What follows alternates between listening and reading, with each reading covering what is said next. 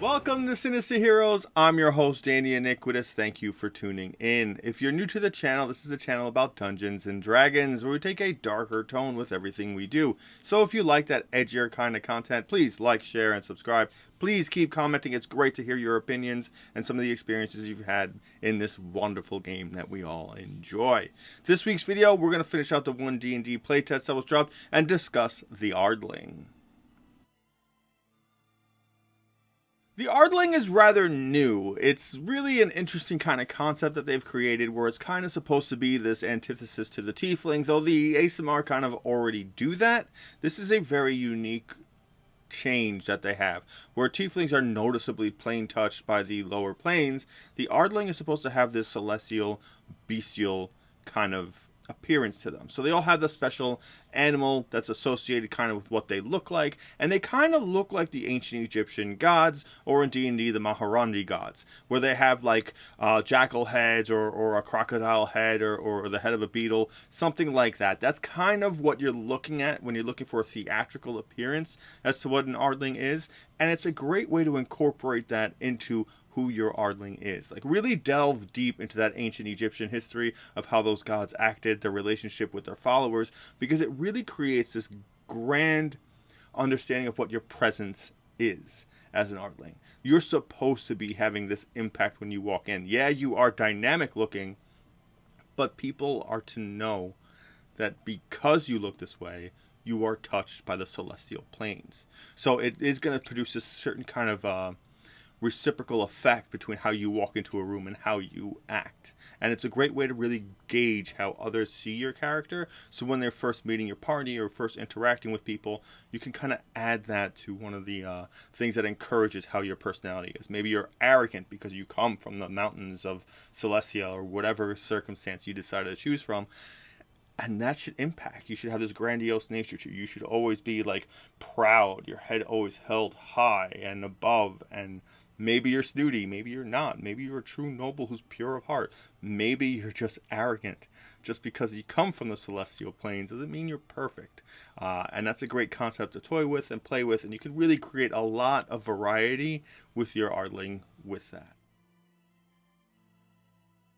The 1D&D playtest doesn't give us an ability score increase for the ARDLING, so they just kind of just don't opt to put anything in there. Maybe they're changing it, maybe they're keeping it to the current standpoint, which is +2 +1 or 3 +1s of your choice, but we'll see how that ends up being for the future. You do get an average walking speed of 30 feet, which is pretty standard across the board. You can choose to be medium or small. Interesting thing, a lot of the small races tend to have lower move speed, so you can be a little bit quicker, which may or may not really influence your decisions. And you do get a lifespan of 200 years. This lifespan should really be something that's a little better understood as to what it means to your character. You should really gauge where you are in life and how valuable shorter lives are, because they almost blink in and out of existence. You know, like someone will live their entire life before you live half of yours, which is a very unique concept, and it really helps to gauge your understanding of people, lives, and your relationships to them. ARDLINGs do gain keen senses, which means you have a proficiency in the perception skill, which is great. It's one of the most useful skills in the game. You're going to be making them constantly, just to hear, smell, see, anything. It's very common. Having proficiency is great because it helps to balance out when these checks are kind of important to make. The most identifiable thing about the ARDLING is its animal ancestry. You are a descendant from a celestial animal. Choose one of the ancestry types below, then choose one of the example animals listed for that ancestry, or a similar animal. You gain the benefits of that ancestry, and your head resembles the head of the chosen animal.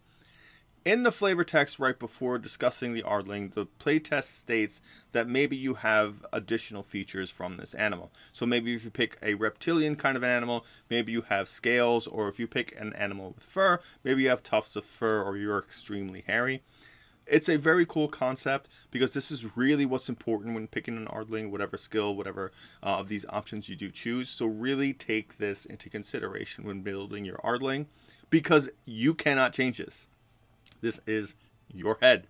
This is what you represent. This is that spirit animal kind of a lenience you get to it. So take your time and really choose something that's going to reflect the whole personality of your character.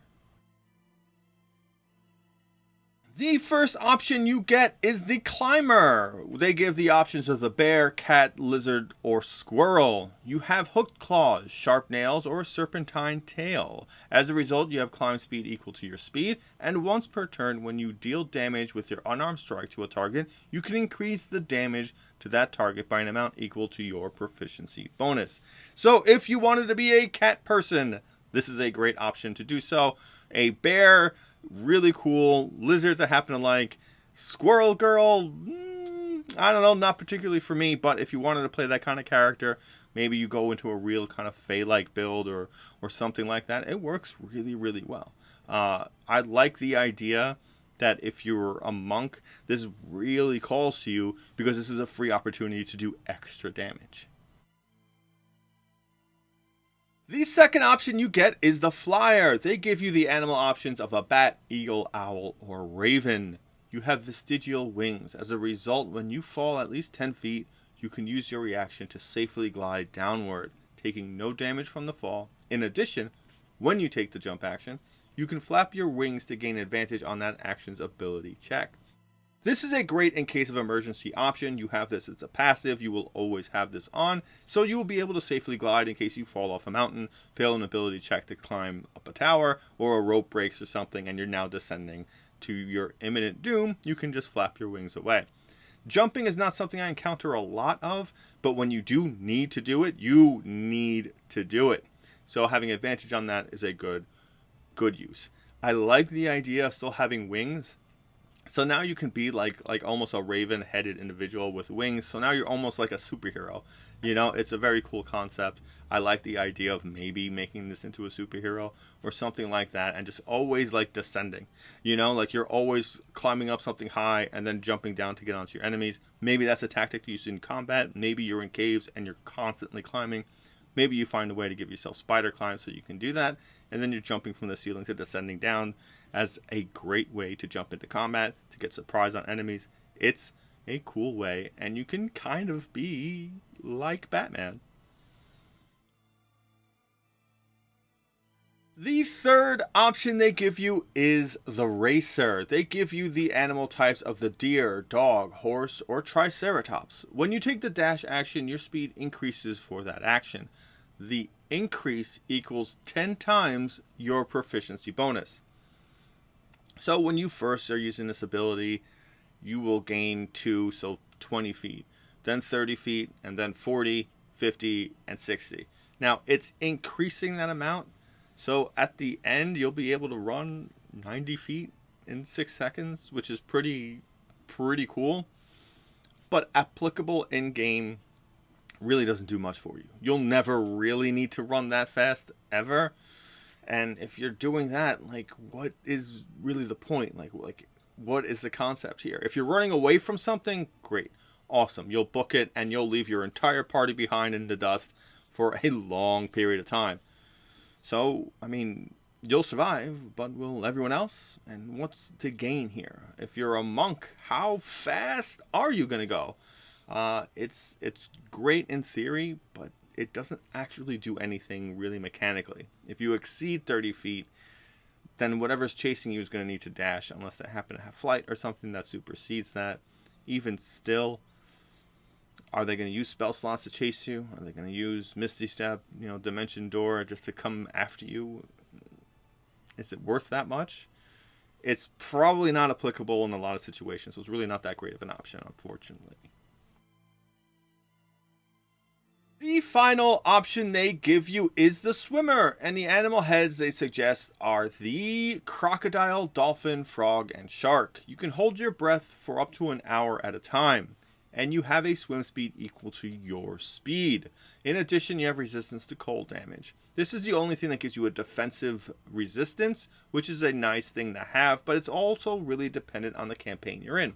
If you're in Ghost of Saltmarsh, where you're doing a lot of water-related things, yeah, go swimmer.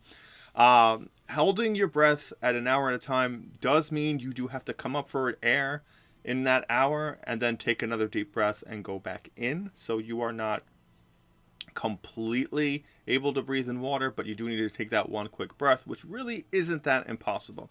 Fun fact, I love crocodiles and alligators. I love those incredible reptilian genius level dinosaurs.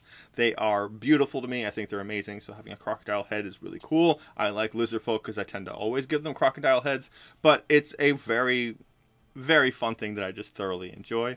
Ultimately, I really feel like this particular one is very campaign specific. If you're in a desert, if you're constantly going to be in dungeons, you're really not going to need a swimmer. The final ability you get is Divine Magic. You can innately channel minor divine magic. You know the thaumaturgy spell. Whenever you finish a long rest, you can replace that spell with a different 0-level spell from the divine spell list. Intelligence, wisdom, or charisma is your spellcasting ability for any spell you cast with this trait, and you choose the ability score when you select the species. This is great. It's a cantrip. Dependent on what you're building your character class to be, would depict on the purpose here. Maybe you're a melee kind of character, so maybe picking up something like Sacred Flame or something like that might be great to give yourself a long range option. Although, if that's really not your major concern, you can pick something a little bit more thematic like Thaumaturgy, which I happen to enjoy. I like to use that whenever I'm making a performance to kind of add up what I'm doing, or spice up what kind of activities I'm doing, or maybe trying to frighten someone so I'll make the doors swing open or whatever. It's cool. It depends on what you want to do. Really take your time to look through the divine spell list, though I doubt there's going to be anything that's going to be screaming, yes, I need this, because it's going to be so dependent on your character class. Our final thoughts on the Ardling. Whether it's a fantastic species or not really depends on what you're looking to do. There's a lot of things here that are interesting to choose from. Ultimately, I don't see this being a very popular race.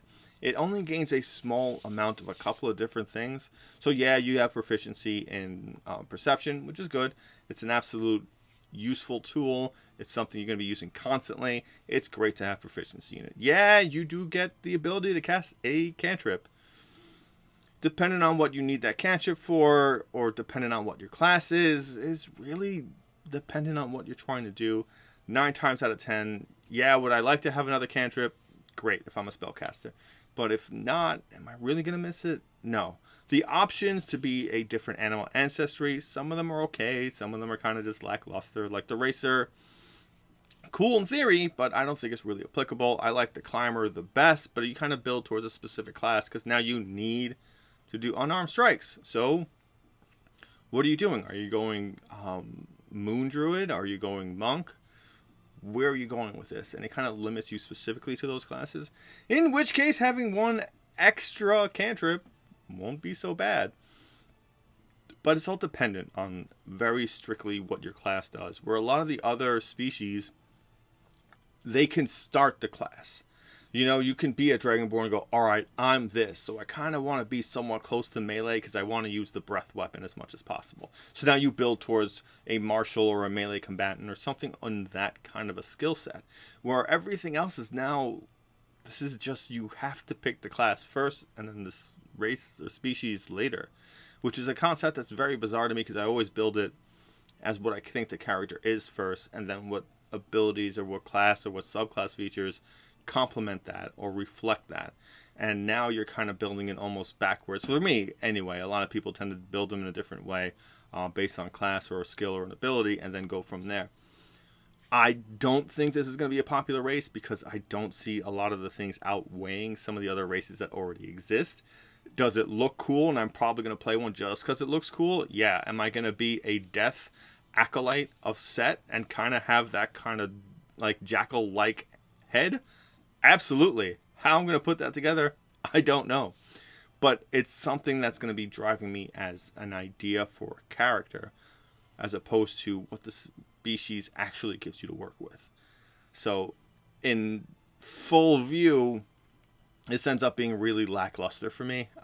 Some things are great, some things are not. It's kind of just in the middle and not like interesting.